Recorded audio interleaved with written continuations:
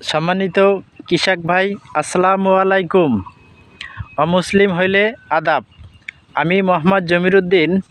আজকে এ পর্যায়ে আপনাদের সাথে আলোচনা করব এরি ধানের বয়স যখন 65 থেকে 70 দিন পূর্ণ হয়েছে এবং ধান গাছগুলো গলায় গলায় থড়ে পরিপূর্ণ আছে, তাছাড়া ধানের পেটি আকার আকৃতিতে সম্পূর্ণ গোলাকার ধারণ করছে। এমতো অবস্থায় আপনি কি পরিচর্যা করবেন এ বিষয়ে আপনাদের সাথে আলোচনা করব। সম্মানিত কৃষক ভাই, এই মুহূর্তে একটা পিজিআর, একটা ছত্রাকনাশক ও একটা কীটনাশক অতি অবশ্যই ব্যবহার করা অতীব জরুরি। এখন আপনাদের সাথে আলোচনা করব পিজিআর সম্পর্কে। সম্মানিত কৃষক ভাই, পিজিআর হিসেবে সিনজেন্টা কোম্পানির প্রোটোজিম, এটা নেবেন 15 লিটার পানিতে 16 ml, অথবা এসিআই কোম্পানির বায়োফার্টি, এটাও 15 লিটার পানিতে 16 ml।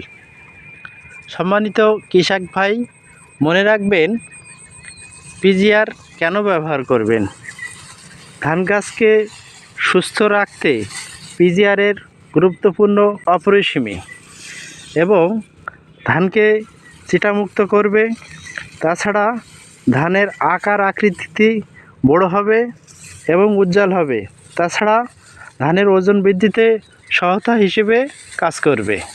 তারপর ছত্রাকনাশক হিসেবে আপনি সিনজেন্টা কোম্পানির ফিলিয়া, এটা ব্যবহার করবেন 15 লিটার পানিতে 16 ml,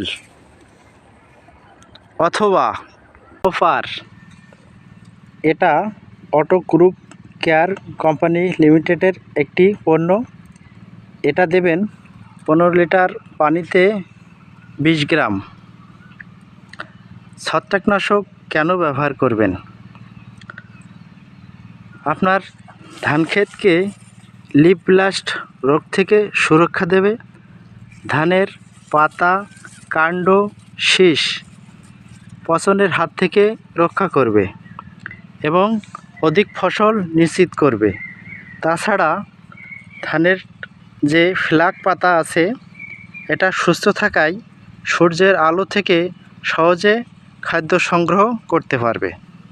আর কীটনাশক হিসেবে সিনজেন্টা কোম্পানির প্রোক্লেম 5 SG, এটা অবশ্যই দেবেন 15 লিটার পানিতে 1 পাতা, অথবা স্কয়ার কোম্পানির লিভা 10 SG, এটাও 15 লিটার পানিতে 1 পাতা। সম্মানিত কৃষক ভাই, কীটনাশক কেন ব্যবহার করবেন? এই শেষ পর্যায়ে এসে কিছুটা মাজরার আক্রমণ থেকে যায়, তাই এটা মাজরার আক্রমণের হাত থেকে সুরক্ষার বালা হিসেবে কাজ করবে এবং ধানে স্পট, পাতা স্পট এবং পাতা কুষ্টি মারা হাত থেকে রক্ষা করবে। তাছাড়া বাদামি রঙের ফড়িং, বিভিন্ন ধরনের শোষক পোকার হাত থেকে আপনি রক্ষা পাবেন। সম্মানিত কৃষক ভাই, একটা কথা মনে রাখবেন, সেটা সময় মতো সঠিক পরিচর্যা করবেন এবং সঠিক মাত্রায় ওষুধটি ব্যবহার করবেন। তাছাড়া মাল্টিন্যাশনাল কোম্পানির ওষুধ ব্যবহার করবেন। স্প্রে কখনো দুপুরে করবেন না, স্প্রে সবসময় সকাল অথবা বিকেলে করবেন। আমি আপনাদের সামনে ধানের যখন গলায় গলায় থড়, এই সময় কি করবেন এই ভিডিওতে আপনাদের সম্পূর্ণ আলোচনা করছি। অবশ্যই ধানের বয়স যখন 50 থেকে 55 দিন হয় তখন কি পরিচর্যা নেবেন ইতিপূর্বে আপনাদের সাথে যে ভিডিওটা ছাড়ছিলাম এটা অবশ্যই উল্লেখ আছে। পরবর্তীতে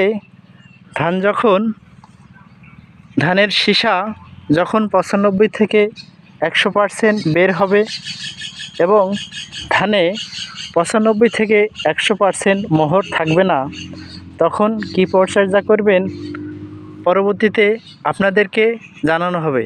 ততক্ষণ পর্যন্ত আমার এই ভিডিওটা দেখতে থাকুন এবং ভিডিওটা আপনাদের মনোপুত হইলে অবশ্যই একটা লাইক দিবেন এবং বন্ধুদের মাঝে শেয়ার করবেন। কমেন্ট বক্সে আপনার মতামত লিখে জানাবেন। ধন্যবাদ সম্মানিত কৃষক ভাইদেরকে। আসসালামু আলাইকুম।